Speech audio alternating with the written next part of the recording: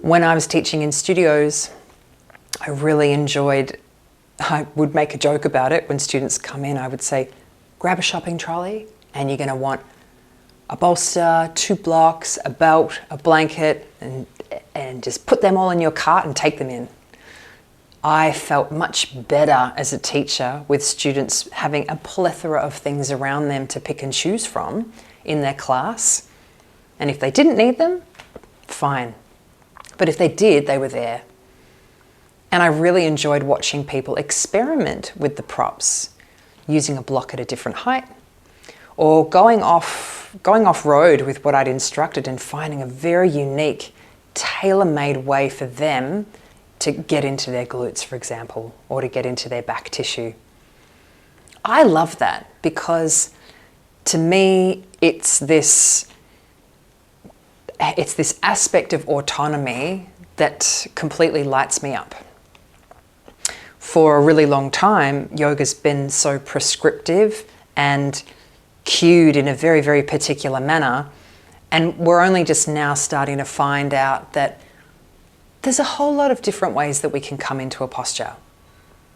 If we're thinking about the intention of what that posture is, if we can come away a little bit from these aesthetic ideals of exactly where a foot should be pointing or exactly where your fingers should be, then we can discover new ways to explore the shapes. And in yin even more so, because you're there for time. The sensations can change a lot from when you're in the first minute all the way to being in the 4th or the 5th minute, and you might need something different.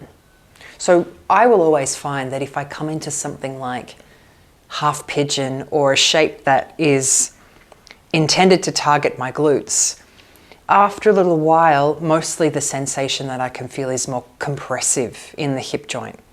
So I need to move again.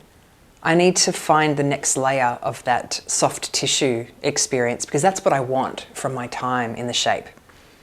And as it quietens all the way down after the first couple of minutes, I'm present to that.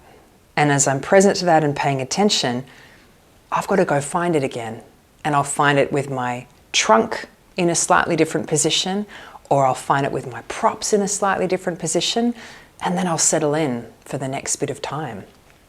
And when I can see that happening with students in the room, I feel very, very satisfied because that curiosity for them to find it for them means that they are present to what they're feeling in their body. They are trying out something new, and it means that they're really having their own experience of the practice. They're not just following my cues.